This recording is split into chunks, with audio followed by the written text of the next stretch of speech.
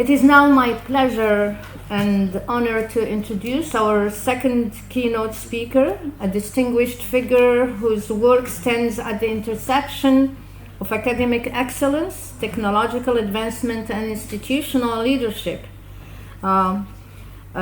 Please join me in welcoming Dr. Karim Baina, professor at the NCS School. Of course, you all know NCS. Mohammed V University in Rabat. Dr. Baina is a leading expert in digital transformation, information systems architecture, and engineering education. He brings a wealth of experience not only as a researcher but also as a professor. He has contributed extensively to institutional modernization efforts and innovation research and training programs both at the national and international levels, and has played a key role in promoting open science, digital governance, and quality assurance across Moroccan universities. Dr. Baina's keynote today is titled Ethical Frameworks for a Trustworthy AI, an Opportunity for Human and Social Sciences. Of course, those who attended last year's Dr. Spring School edition, we still remember Dr. Baina because he was our keynote speaker last year as well. In a world where AI is increasingly integrated into our research methods and academic practices, this keynote will help us reflect on crucial issues. Where do we draw the line between assistance and over-reliance? How do we safeguard the scientific integrity of our work while taking advantage of powerful technologies? And what systems and best practices should guide us as researchers? We are, of course, confident that this keynote will offer not only technical insight, but also a critical reflective lens on how to engage with AI meaningfully, responsibly across disciplines with focus on human and social sciences. Please, Dr. Baina, join me for your keynote. Thank you very much, Professor Qarat Al-Allam, for inviting me for the second time. I'm very delighted and honored today. As Professor Sharma told you, we should be in the storytelling of AI economy. So we should not just be users as scholars, as researchers, but we can change AI world. And here I'm not just speaking about using of AI in research, but doing research in AI as human and social scientists. So my outline will be as follows. After a brief introduction, some terminology definitions, distinguishing between ethics in AI, for AI, of AI, ethics in AI frameworks, some critical perspectives on AI ethics, what we call ethics on ethics in AI, current landscape of AI and ethics in Morocco, ethics and trust in AI, which opportunities for researchers in the human and social sciences. You all know Timnit Gebru. Who do not know Timnit Gebru? No. So Timnit Gebru was ex-Google ethical AI. She has been fired in 2020 because she has criticized Google ethical practices. So I invite you to learn more about this great woman. So Timnit Gebru says ethics without justice is just white supremacy. And Now we know that the web content is white, Catholic, right, Asians. So we are not Catholic, we are not white, we are not all from right politics oriented. So AI is part of this web, and so of course there is white supremacy in AI tools. Virginia Dignam, who is a high expert, European expert, member of HLEG, which is High Level Expert Group on Artificial Intelligence in European Commission. She says we cannot delegate moral responsibility to machines. It's always humans who are accountable.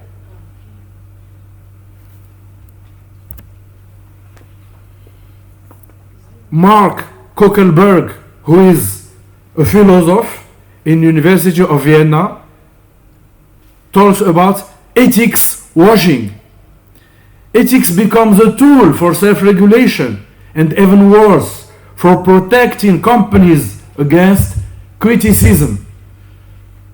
And here we can talk about ethics and business.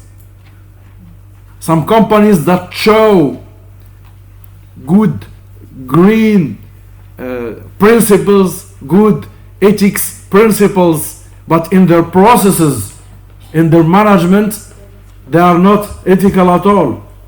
So when talking about ethics in AI, they are just showing green principles. Here we can show incidents, AI ethics incidents in the world. By ethics incidents, for example, autonomous cars causing pedestrian problem, facial recognition system leading to wrongful arrests. So this is kind of incident. And you see the exponential evolution of AI incidents in the world. I will put my slides available for you after the talk. So, okay, you do not need to take photos, you will have them all. I begin by defining AI biases. So AI bias refers to systemic discrimination embedded within AI systems that can reinforce existing biases and amplify discrimination, prejudice, and stereotyping against some group of persons, some ethnic, some gender, some socioeconomic situations, for example. And AI is just magnifying problems, economic problem, political problem, etc.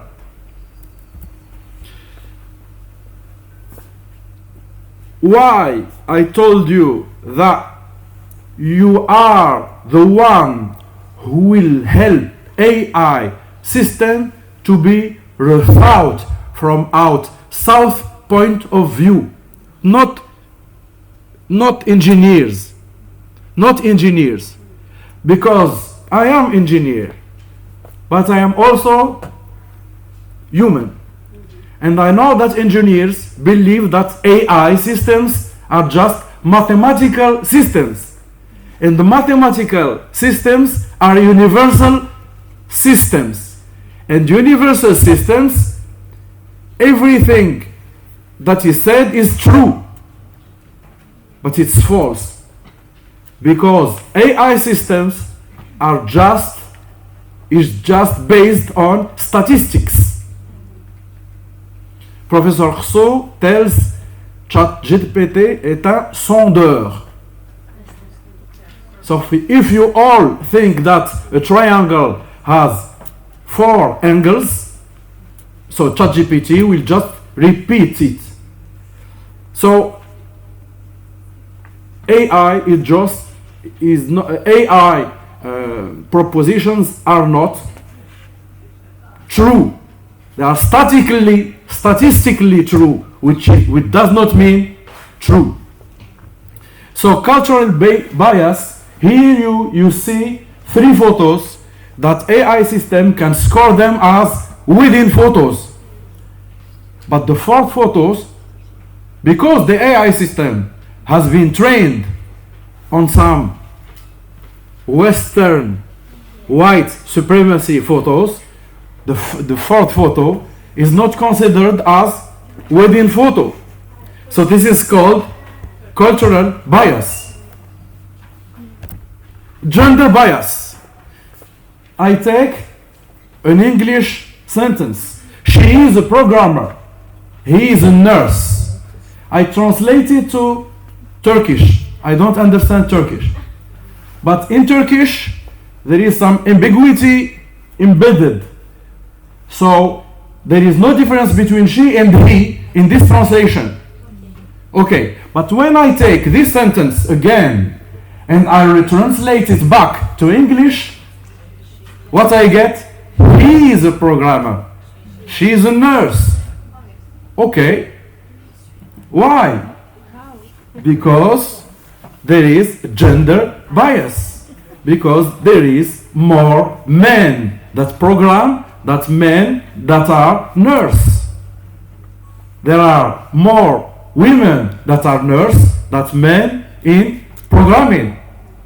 And of course in AI, UNESCO tells that there is only 22% of women among data scientists, data engineers, etc., etc. So the AI is biased. The AI guidelines are biased. AI data is biased. AI programs is biased. How we can do unbiased using of AI if AI itself is biased? I don't talk about economy, industry, culture, etc. But the men who are programming AI are thinking in male way for male way users. And this is not me. I mean, studies are showing this. Racial bias. I don't like to talk about races. It's just terminology. It's more ethnical bias. But okay, in literature I'll telling about speaking about racial bias. There is one race, but okay, we are talking about racial bias. I prefer to talk about ethnical bias. There is a system called predictive police who can predict recidivism. And here there are 2 people. The right woman is scored with 8 high risk, and okay, she has done some crimes, but minor crimes. Yes, and the left person has prior offenses, 2 armed robberies, 1 attempted armed robberies, 1 grand theft, but the AI system score it as low risk. Why? Because statistically there are more black people in prisons than white people. So it's very, very critical. And Robert Julian Borchak Williams, you can look for this guy. En français, on dit un bisounours.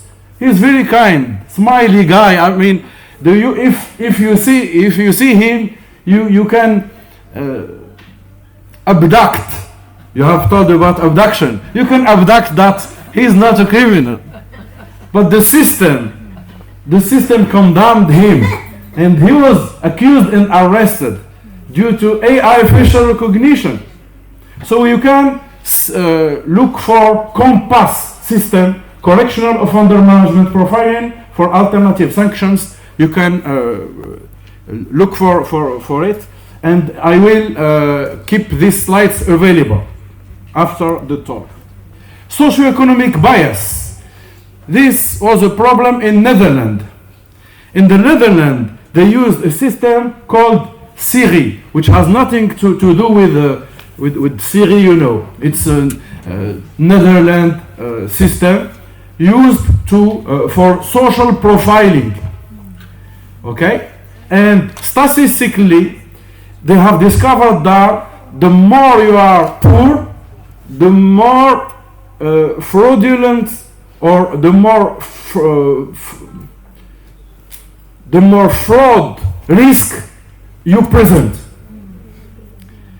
Let's say you can ask the government to have grants and to have money back by fraudulent behavior if you are poor.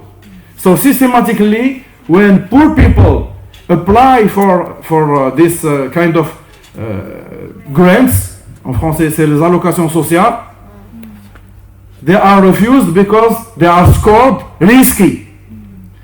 But the problem is not to score just new one. They have scored back all the ones that have benefited since 20 years about these allocations, and so these women has to sell his house to reimburse the government because she has been scored risky by the system, and so she just become homeless. You can look for Netherlands and social profiling, and you will find a lot of kind of behaviors. But of course, after in 2020, this system has been like yes, it's hopefully, but too late. So some terminology. I'm talking to you about technical stuff because I think you're gonna be part of technical teams developing AI.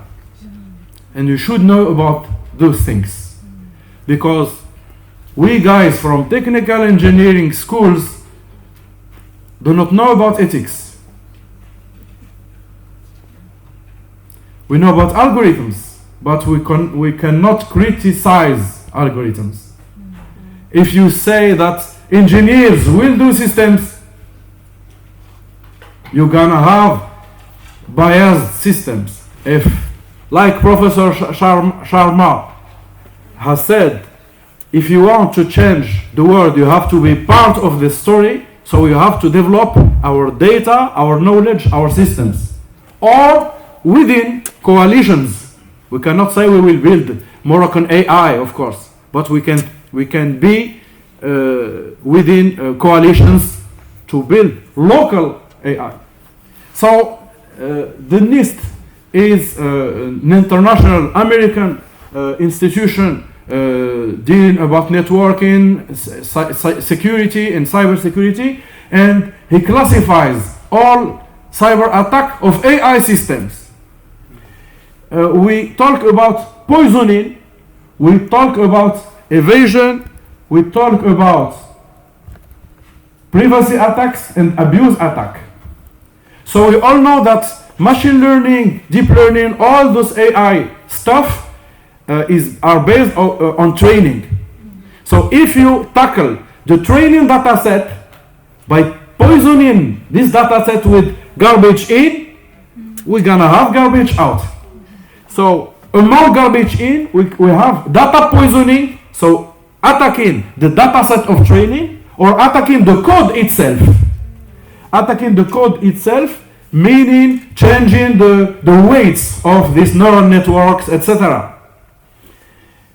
Evasion deal with attacking the training data, I mean the runtime data. Let's say you have cameras.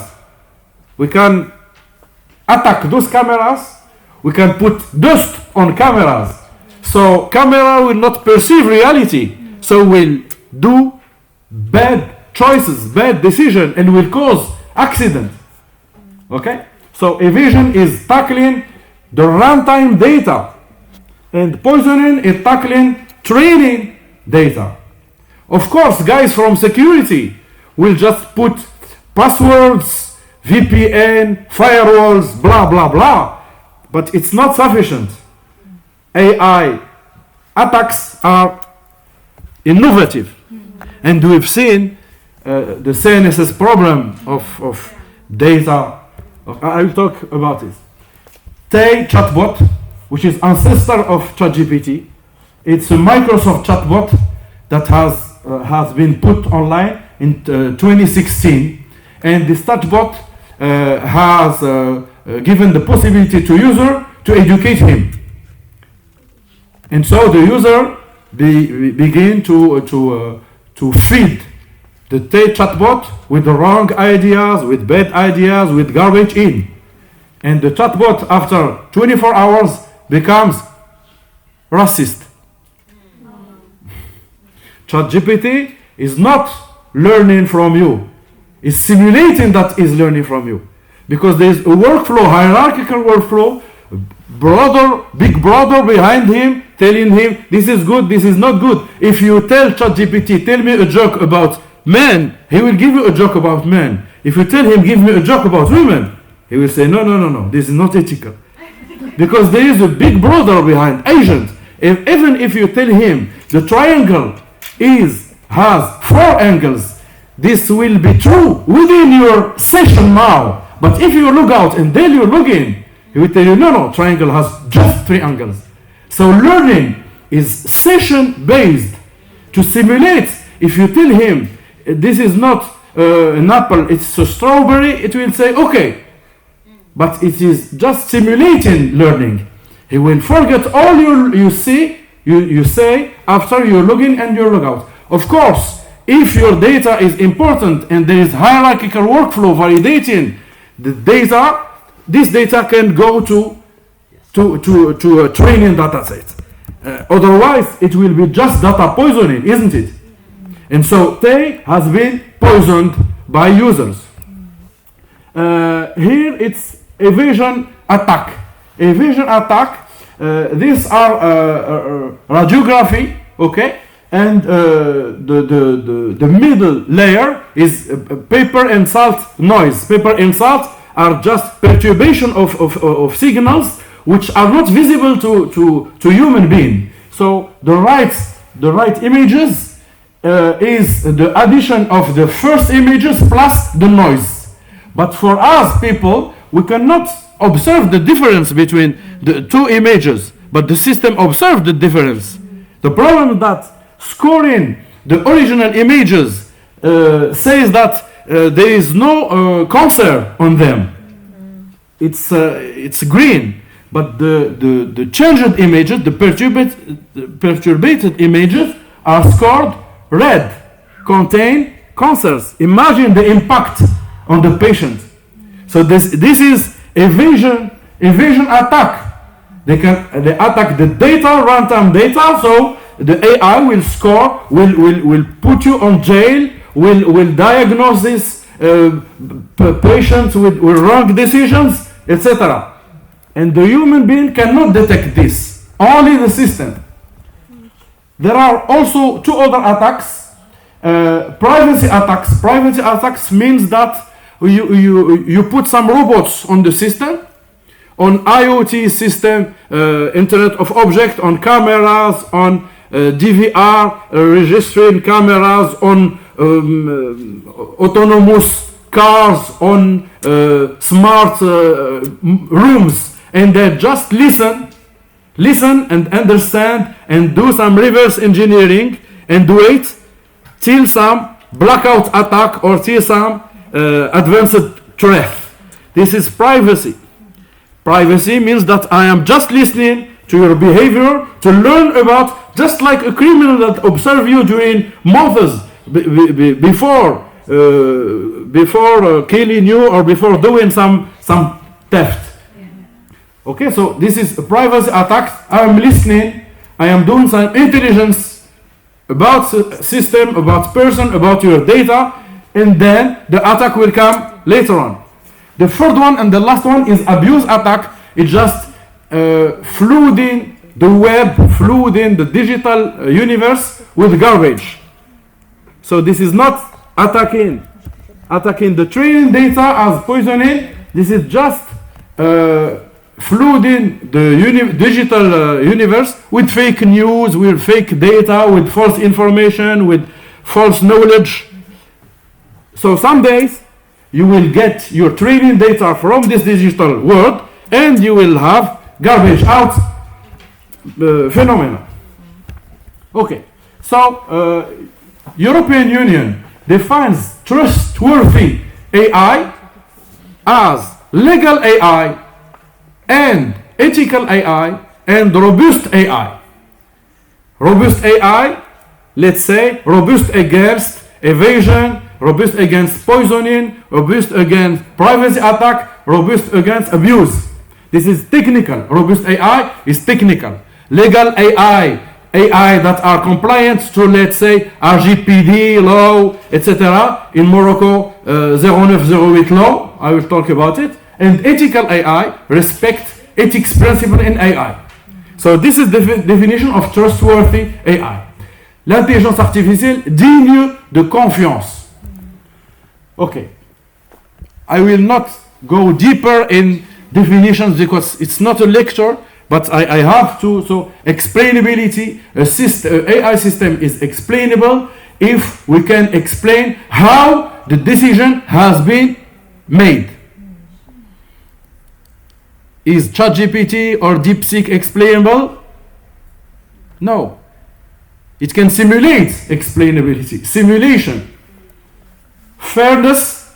I told you about gender, socioeconomic, ethnic, etc. biases.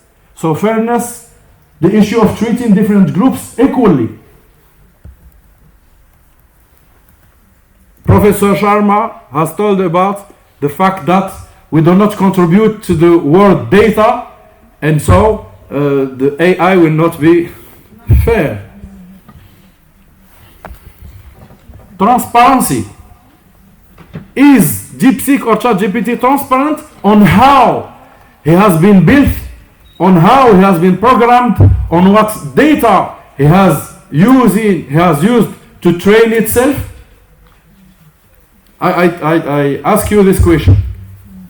DeepSeek in its first version was open source, but no more open source now.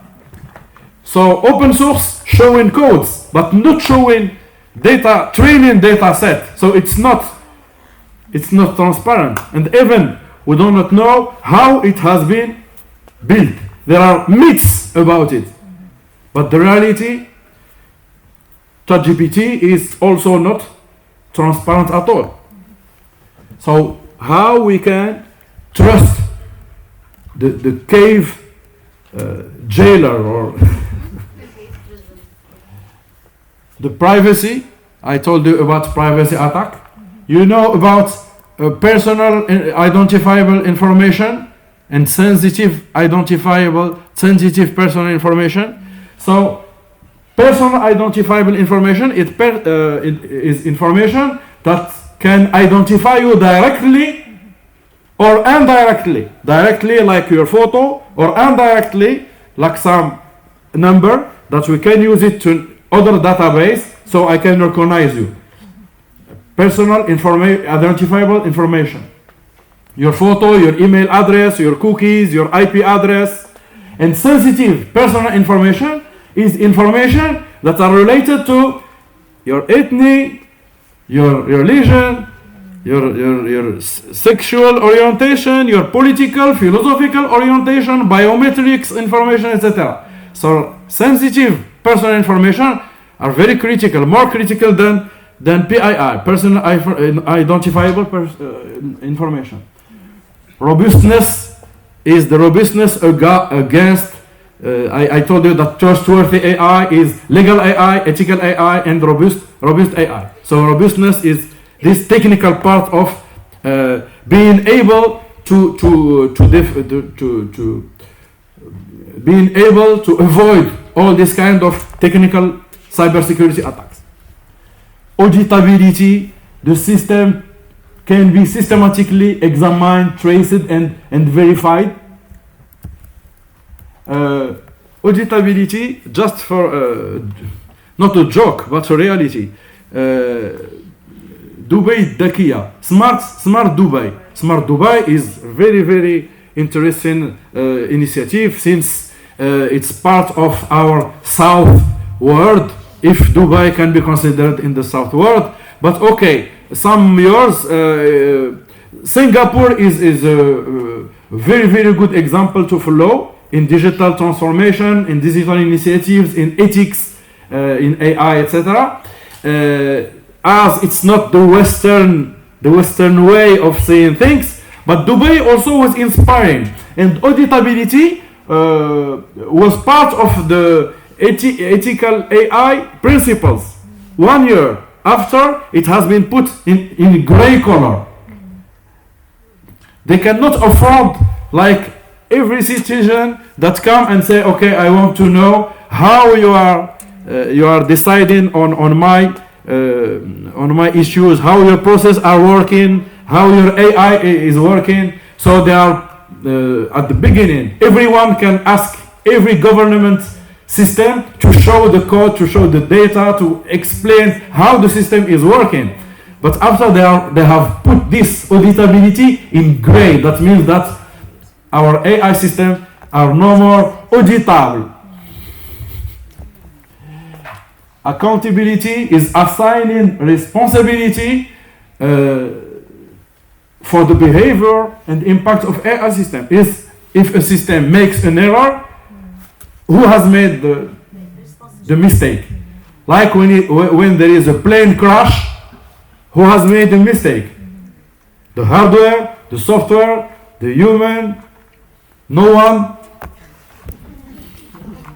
Ethics in AI, for AI and of AI. Ethics in AI, we call it also computational ethics, refers to the technical and computational implementation of ethical consideration within system, including formalization of values like fairness, privacy, accountability. Of course, all ethical principles cannot be mathematically formalized and then produce some measures and computing evaluation. So it's a dream. But from technical point of view, engineers see ethics like checklist with mathematical formalization, with measures, with dashboards. And so plug and play your system with some dashboard and okay, you are good, you are ethical. This is the reality now. So IBM, Microsoft, Google, Amazon has the trustworthy AI frameworks, and they are selling solutions to measure AI ethics. But this is part of greenwashing, this is part of, okay? Like, let's say, embedding a fairness constraint in the classification algorithm to avoid discrimination against protected group. Of course, we simulate avoiding discrimination against protected group, but the AI itself is not has no conscientiousness about discrimination. Ethics for AI, so which is also called machine ethics. So, can agents be moral? Can AI agents make moral decisions? They are aware about moral problems. Programming self-driving car that to weigh harm in an available crash scenario. So computing, if it's good to kill someone, not kill someone, where is morality? So this is also a field of research, how to keep this AI system moral. And a lot of people think that ChatGPT can someday become moral agent. They think, but it's very, very difficult. It's impossible even. ethics of AI. So ethics of AI is part of ethics of using AI. Applied ethics and using AI in research is part of ethics of AI. So it's concerned with external societal, political, philosophical evaluation of AI impacts of individuals, institutions, and societies, and whether their development and deployment are morally acceptable. And we can talk about three classes of ethics of AI. Meta-ethics is AI capable of moral reasoning. Can machine be moral agents or patients? Normative ethics. Are we obliged to ban lethal autonomous weapons? So it's this part of ethics of AI is questioning AI, is putting AI in the context. Can we just delegate our PhD thesis to AI? Is this moral? Can AI sentences true? Just yesterday, and I am really synchronized with all your ideas. If you are not expert in some domain, don't use AI. Yesterday, I give him some question, and he begins to tell me just bullshit. So I told him, I am scientist. Respect me. All your sentences must be rigorous. Don't tell me garbage. Give me references, and I will verify your references. And I have verified many references. I tell them, this is false. This paper does not talk about this. You are wrong. Sorry.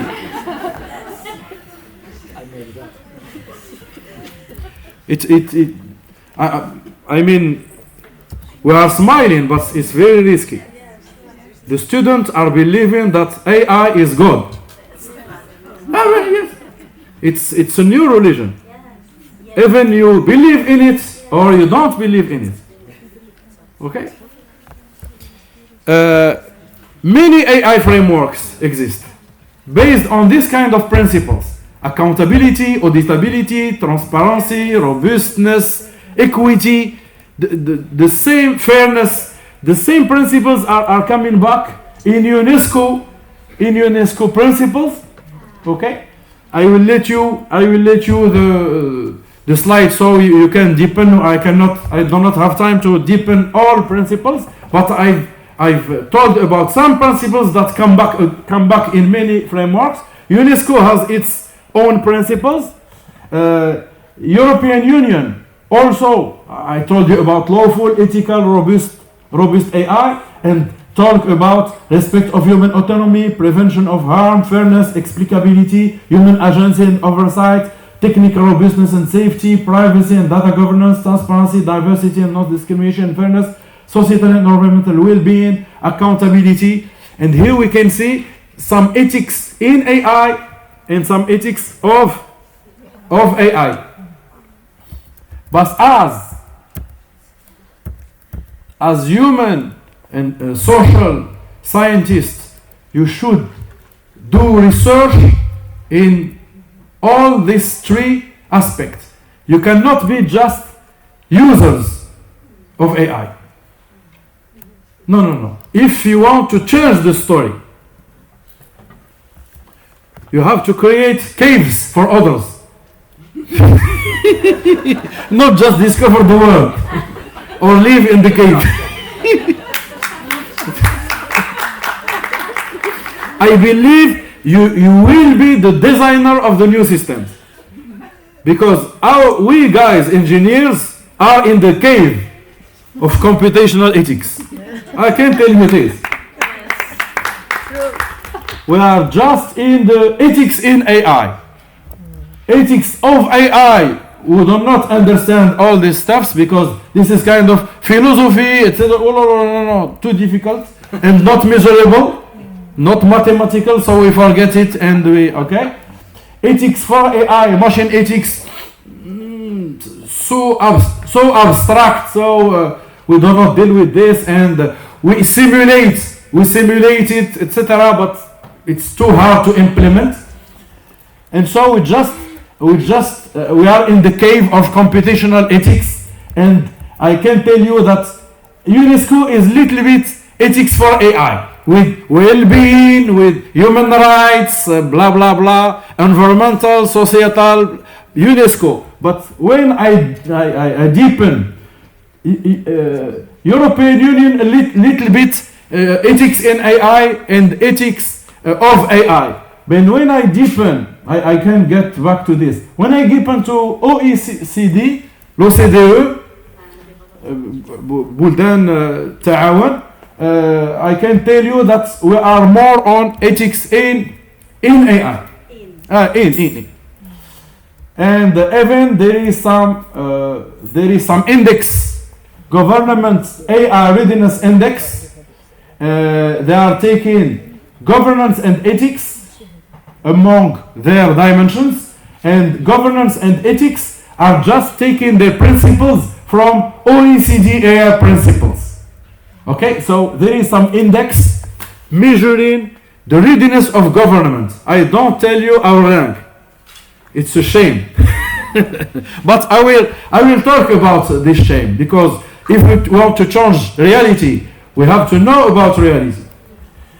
So I can tell you that RGPD are the most impactful regulation AI framework in the world. Then EU Artificial Intelligence Act, I'll come back to this, and then OECD principles. Let's get back to this EU AI Act. The EU AI Act, you will get all of the slide, Professor. So I will conclude. So they put risky application levels, and for example, the higher risk is facial recognition, social scoring as in Netherlands, and manipulation of people with fake news, and all using digital messages to influence voters, etc.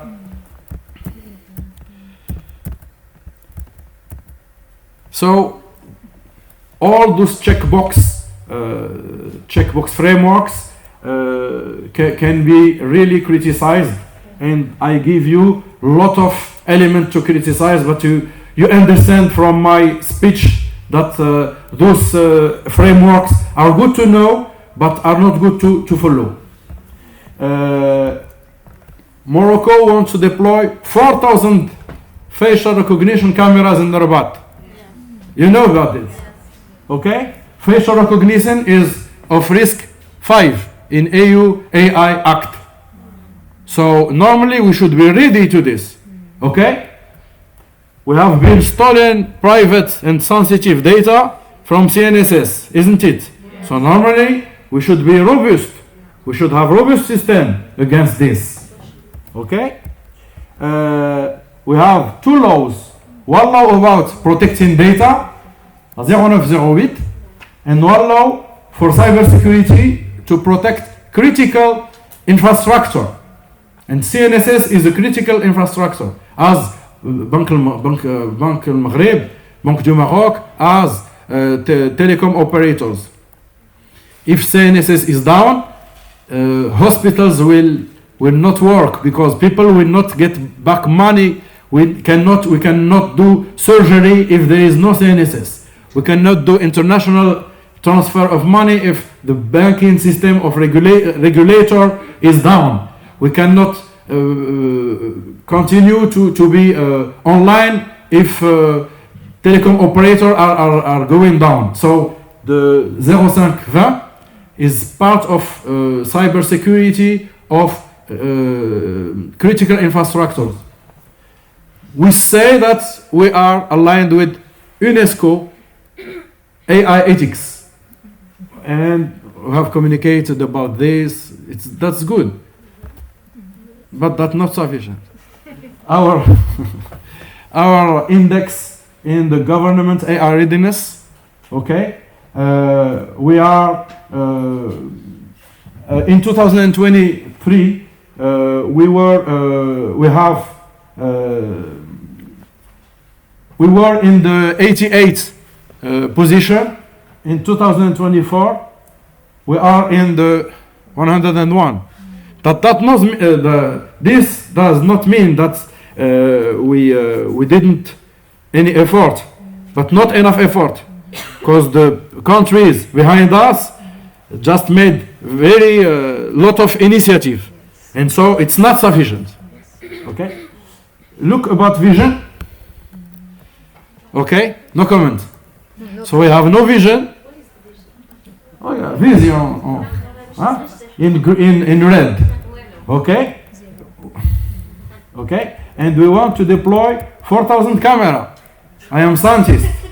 I have to tell people to be careful, because this is OT, operational technology, critical infrastructure. If you have cyber attack of critical infrastructure, it's really the end of the world. If we have problems with PII and SPI, it's IT. It's problematic, but it's not that critical. OT is more critical. OT. Et je vais terminer, cher professeur. So the future of ethical AI in social science depends on whether scholars choose to act as gatekeepers, reinforcing existing ethical constraints, or revolutionaries, pioneering new paradigms that redefine how AI interacts with society, knowledge production, and policy making. So for you guys, you have all these chances and opportunities, either to be the AI enhanced human and social science researchers, users of AI, of course knowing about ethics of AI, in AI, for AI, blah blah blah, but users. Or you are the co-designer in a transdisciplinary, pluridisciplinary teams, co-designer of system. And so you are constructing new caves. And so you can be human and social science analyst of AI, ethically informed co-designer, normative guardian, critical epistemic revolutionary, or human and social science integrator of ethical frameworks. 6 personas. I've been inspired by this paper, but I push the logics to discover more personas. I will let you these slides. Thank you very much.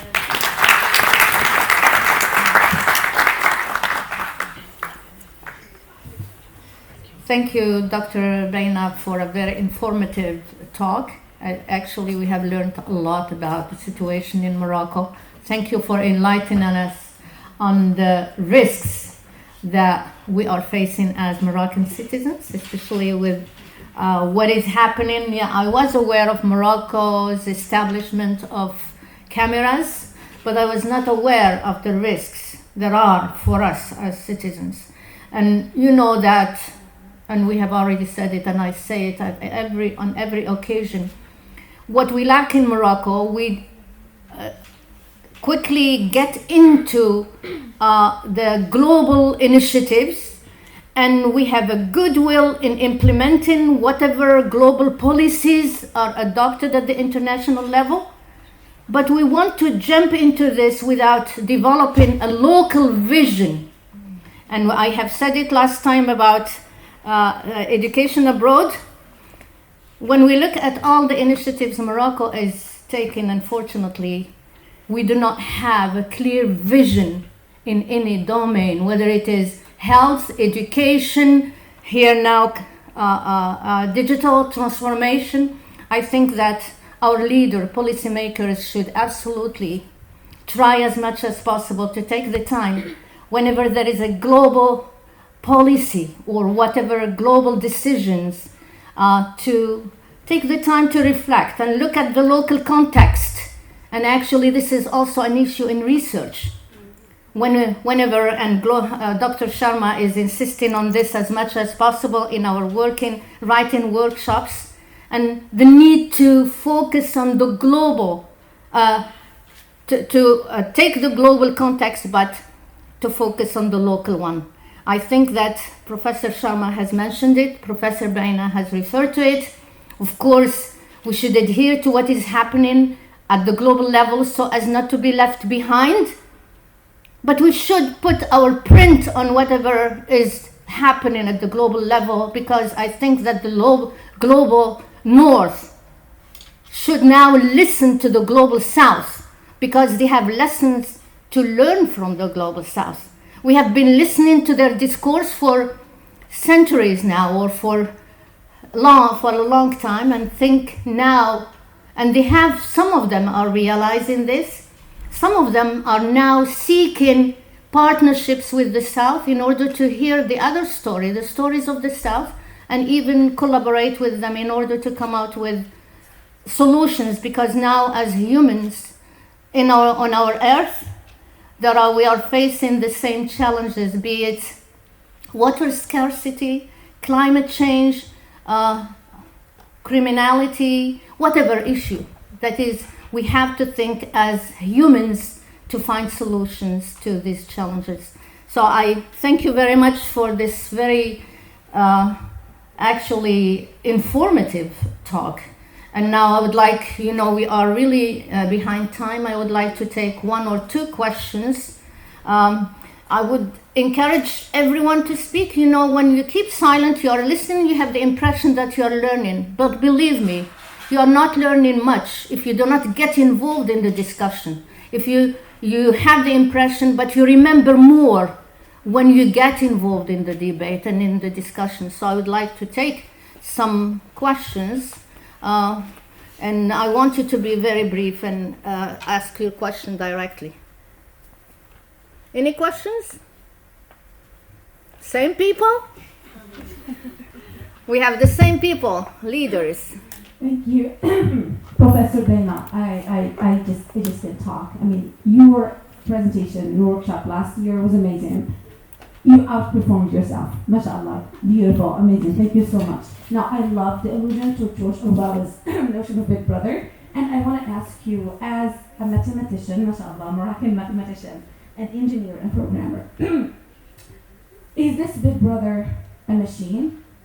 And if it is a machine, who developed it and based on what standards? So that's my first question. My second question goes back to the frameworks, the ethical frameworks you've shared with us. Obviously, they failed. They failed horribly, if I can put it this way. And maybe that's because we're basing those frameworks on standards that are human, and it is human to earth. Do you think that, speaking of ethics, akhlaq, would it be possible to talk about a framework derived from a higher divinity with respect to technology? Thank you.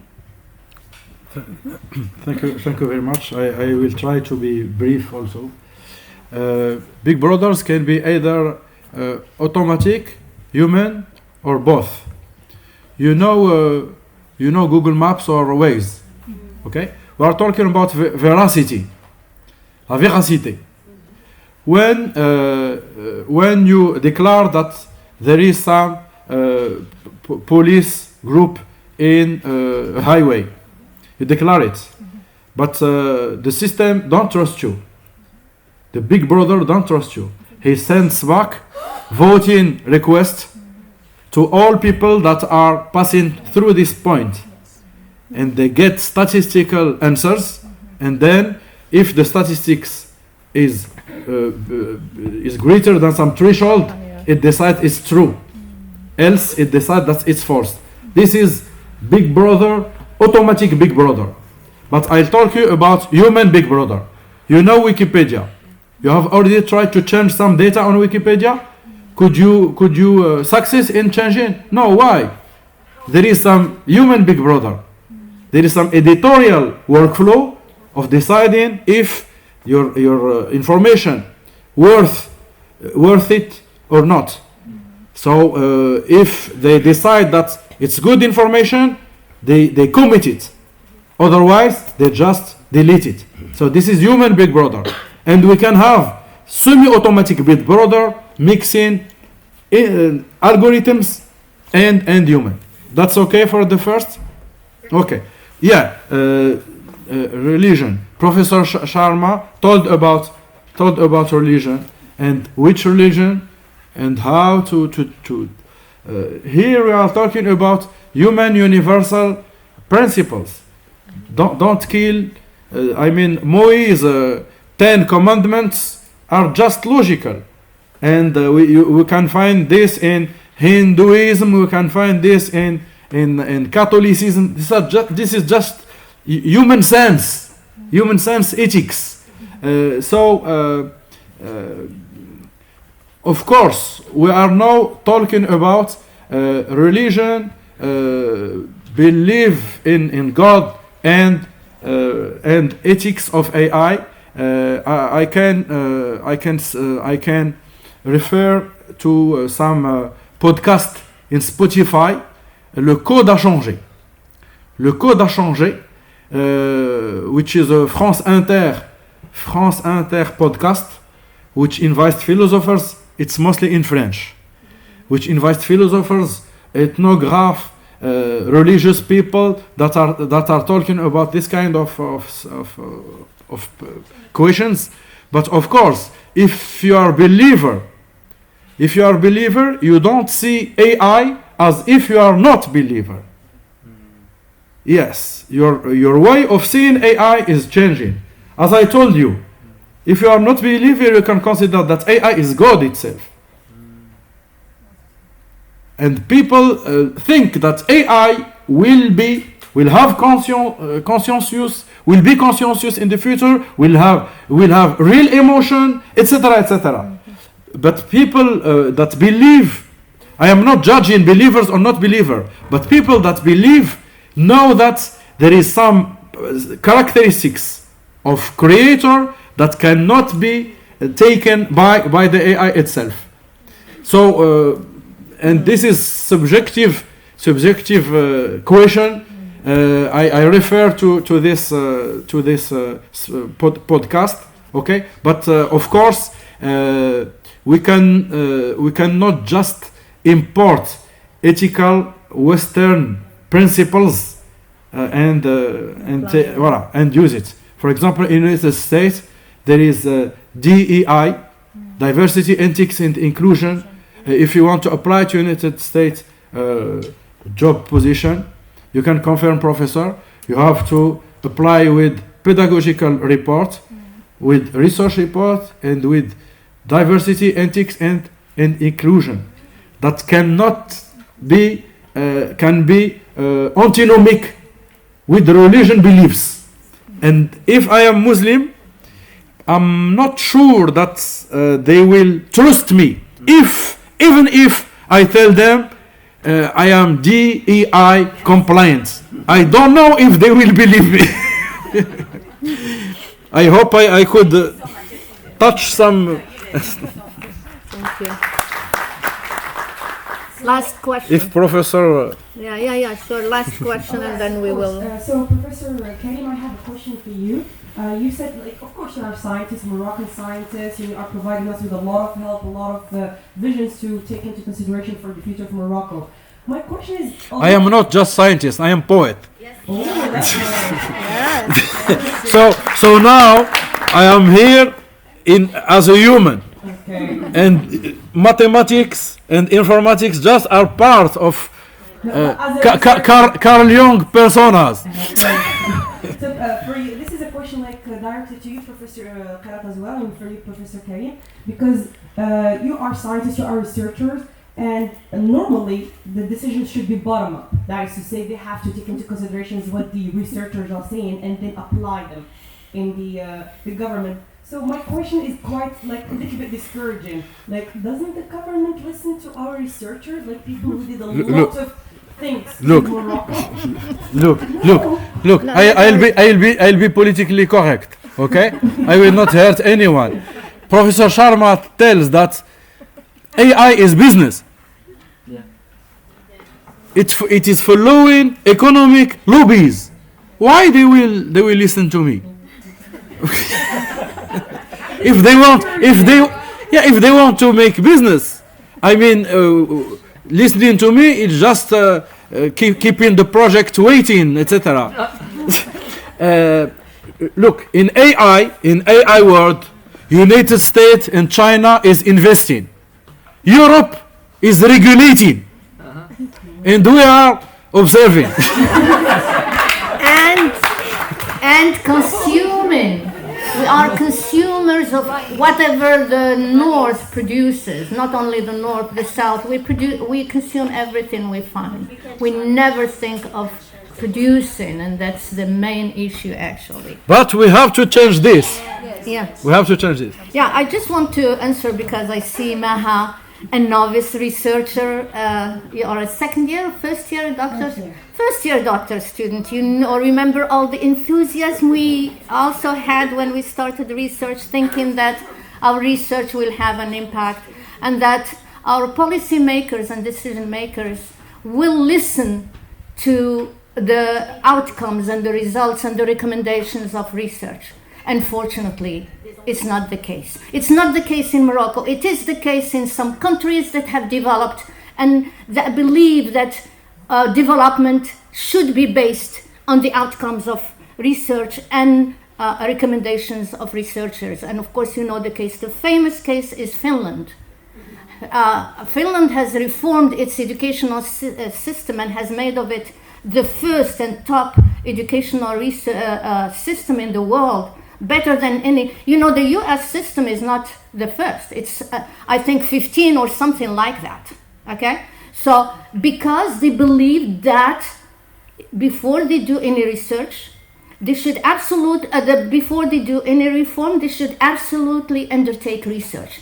They did undertake research. They listened to the students, the pupils, the parents, the teachers, and everyone. They went really through a very exhaustive research, and they came out with recommendations from the field, practitioners. And this is how they implemented the research. All the reforms in Morocco, and you may wonder, many of you are teachers, professors, and so on. All the reforms that Moroccan educational system has undertaken so far were top-down reforms. I remember 2003, where we had to hold hours and hours of meetings for implementing the LMD system. And we did work on this for years, I think from 2003 to 2009, where we really tried to provide an evaluation of the LMD system with recommendations of what worked, what did not work, because we tried really, I did myself undertake a research, listening to students, what students say about the LMD system, what were the flaws, what were the strengths. There aren't only flaws, there are also some strengths. And all of a sudden, another emergency plan, okay, le plan d'urgence, came again, ignoring all what happened before and implementing a new way of doing things. Remember what happened in 2019 again with the implementation of the bachelor degree in the Moroccan universities, and because education is not in the hands of educators. Exactly. Because education is still in the hands of politics. And in it's mainly, it goes with political parties. Whenever there is a government, it's a political party that takes this, of course, sector. And of course, they implement, see what is happening and what we say about the Minister of National Education. From you see, I'm sure you have listened to all the discussions in the parliament about it. So I think that it's a dream. Let's dream that one day our decision makers will realize that in order to really reform whatever sector, there is a need for research, and that whatever decisions are taken should be based on the recommendation of really exhaustive research in the field. Yes, please, come here. Can I say one thing? Yes, please. Professor Baina, I have never learned so much from one person in 1 hour. I have read the books written by many scientists, computer specialists, philosophers, ethicists. But in one presentation, he showed, and I will not go on, and I have many questions and discussions we'll have throughout the day and tomorrow if we have a chance. But remember the last slide where he said, the future is in your hands. You can be character 1, 2, 3, 4, 5, 6. You may believe that, oh, I cannot do anything. If you go with that mindset, I'm just an economics researcher or education researcher. I do not design AI. I do not change AI. No, you actually do. You use AI to impact other people. You use AI to shape your learning, research, and contribution to society. Because when you feel powerless and we keep saying you're powerless, you will become powerless. If you ask any education teachers, oh, I don't design the curriculum. That's the normal statement in all the developing countries. If you go to the more developed countries, they don't say that. They say the courses are designed somewhere by implemented. Implementation is design. The courses are designed somewhere, but I implement it and I assess. I have power over my students. So wherever you have a little agency, start going from number 1 to 2 to 3 to 4 to 5 to 6. Go back to the slide Professor Baina presented. You are the character you want to be if you try to be. And so I just want to say thank you again. And with this, I'm sorry I have to close this morning's session with our 2 keynote speakers, and I would like to thank both of them for their very insightful presentation.